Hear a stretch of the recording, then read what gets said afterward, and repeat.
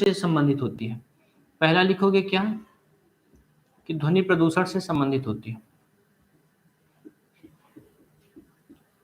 ठीक है, अब वो क्या है जरा आगे समझो। ध्वनि प्रदूषण से संबंधित होती है, एनुअल फ्रंटियर रिपोर्ट 2022। ओके, इसमें आप जानते हो कि सबसे ज्यादा प्रदूषक जो शहर है, सबसे ज्यादा ध्वनि प्रदूषक शहर, ध्वनि प्रदूषक जो शहर है वो बांग्लादेश की राजधानी ढाका है। ढाका सर्वाधिक कौन है? ढाका बांग्लादेश की राजधानी। क्या लिखोगे बेटा? बांग्लादेश की राजधानी। ये आपको पता होगा, लेकिन जो लोग अभी नई नई तैयारी में उतरे हैं वो आप ध्यान रखेंगे, बांग्लादेश की राजधानी। ठीक है, तो बांग्लादेश की राजधानी ढाका, और यहाँ पर 119 डीबी। डीबी का मतलब होता है बेटा डेसिबल। क्या होता है? डेसिबल, क्योंकि ध्वनि को किस में मेजर किया जाता है?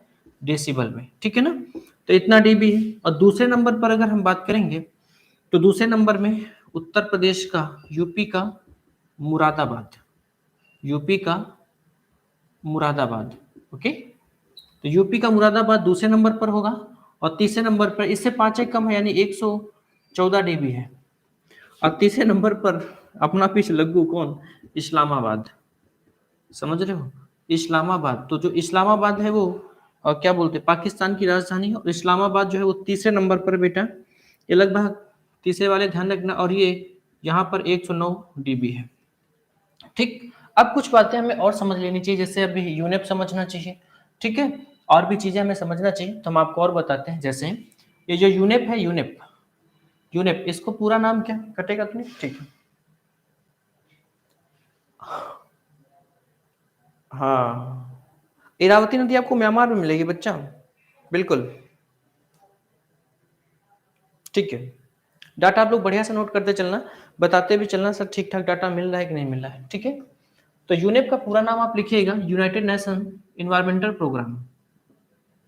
United Nation environmental programme. Environmental programme. ठीक है, अच्छा, इसकी जो स्थापना हुई थी बेटा, वो ध्यान रखना 5 नवंबर 1972 को। ठीक है, तो 5 नवंबर 1972 को इसकी स्थापना हुई थी, तो आप आगे स्थापना लिख लीजिएगा। अच्छा, तो 5 नवंबर 1972 को इसकी स्थापना हुई थी। नवंबर बोल दिया क्या? माफी चाहूंगा, क्या बोलते हैं उसको? अरे जून वाला है बेटा। कौन सा वाला? जून वाला।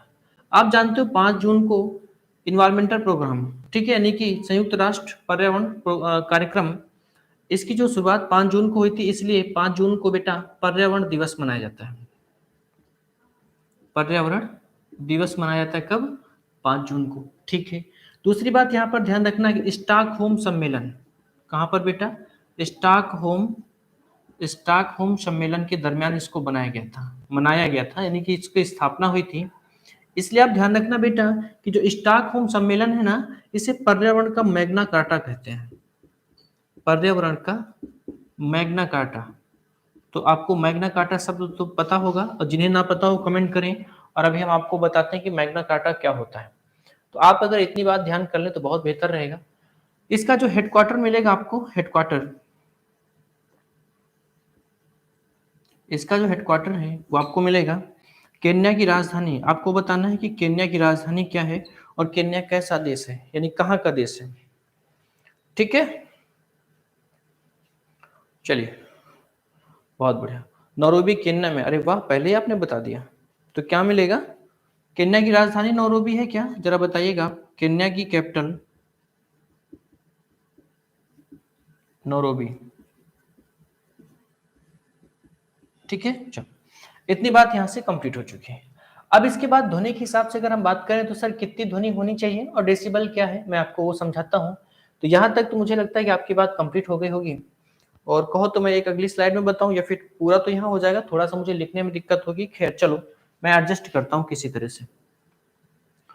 ठीक है, तो ये तो बात हो गई 2022 की रिपोर्ट आई है, नॉइस पोल्यूशन संबंधित यानी ध्वनि प्रदूषण से संबंधित है, इतना ध्यान रहेगा आपको। अब इसके बाद ये ध्यान रखना कि ध्वनि की जो चाल होती है, तब तक ये बताओ ध्वनि की चाल कितनी होती है, और हम आपको ये बताते हैं कि ध्वनि की जो चाल होती है वो सबसे ज्यादा किस में होती है। तो ध्वनि की चाल सबसे ज्यादा आपको मिलेगी सॉलिड में, ठोस में, फिर आपको मिलेगी लिक्विड में, लिक्विड, और फिर आपको मिलेगी गैस में। कट जाएगा, तो यहां से लिखना ध्वनि की चाल।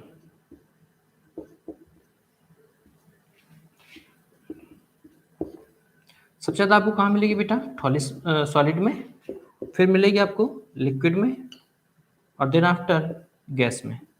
ये आपके पास प्रश्न आता है बेटा, और इसको आप ध्यान रखिएगा, ठीक है ना, इतना ध्यान रहेगा। ठीक, अब इसके बाद जो ध्वनि है बेटा, ये तो हो चुका है। ध्वनि वही जो हमें सुनाई देती है। इसमें आपको बता दूं कि हम कौन सी ध्वनि सुनते हैं। तो इसमें हम सुनते हैं जो ऑडिबल होती है, इसे श्रव्य तरंगे कहते हैं। तो हम आपको 3 प्रकार की तरंगे बता देते हैं, जिसमें से एक आएगा, क्या बताइए, अपश्रव्य, और एक आएगा श्रव्य, और एक आएगा, क्या बताइए, पराश्रव्य, पराश्रव्य, ठीक है ना। तो अपश्रव्य जो होती है इन्हें इंफ्रासोनिक कहते हैं, इंफ्रासोनिक कहते हैं। जो श्रव्य होती है बेटा इन्हें ऑडिबल कहते हैं, क्या कहते हैं, ऑडिबल। और उसके बाद जो पराश्रव्य होती है इन्हें बोलते हैं अल्ट्रासोनिक। अभी मैंने कहा था ना बेटा कि थोड़ा सा आप वेट कर लो, अल्ट्रासोनिक, ठीक है ना। तो इनका प्रयोग करके बेटा जो वो होती है ना, क्या बोलते हैं उसको, अरे अभी जो पढ़ा है डॉल्फिन, वो प्रयोग करके ये पता लगा लेती हैं कि सामने कौन है। ठीक है, अफ्रीकन कंट्री, बहुत बेटा, बहुत सही, अफ्रीकन देश है, गुड। मैक, मैक तो होती है, लेकिन होती कितनी बेटा ये आपको बताना है। तब तक मैं आगे बढ़ता हूँ। तो बच्चा जो अपश्रव्य होती तरंगे ना, इनकी जो क्या बोलते हैं तीव्रता होती है, वो कितनी होती है, 20 हर्ट्ज से कम होती है, 20 हर्ट्ज से कम। ये आप ध्यान रखिएगा, इसलिए इनको मनुष्य सुन नहीं पाता है, ठीक है। अच्छा, दूसरा आप ध्यान रखना, तो ये जब क्या बोलते हैं भूकंप वगैरह होते हैं ना, भूकंप वगैरह जब आते हैं तो उस समय एक्टिव होती है। अच्छा, दूसरी बात ध्यान रखना, श्रव्य तरंगे होती हैं, ये 20 हर्ट्ज से 20,000 हर्ट्ज तक, हर्ट्ज, ठीक है।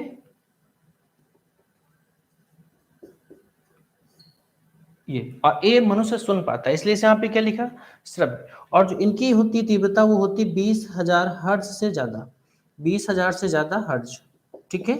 और इनका प्रयोग जो है अभी आपने देखा कि कौन करता है, तो आपने देखा कि क्या बोलते हैं डॉल्फिन करती है। और आपको बता दो इनका प्रयोग जो होता है वो सोनार में किया जाता है, सोनार, साउंड नेविगेशन एंड रेंजिंग, इसको ध्यान रखना, समुद्र में छिपी हुई वस्तुओं को पता लगाने के लिए, ठीक है। हाँ,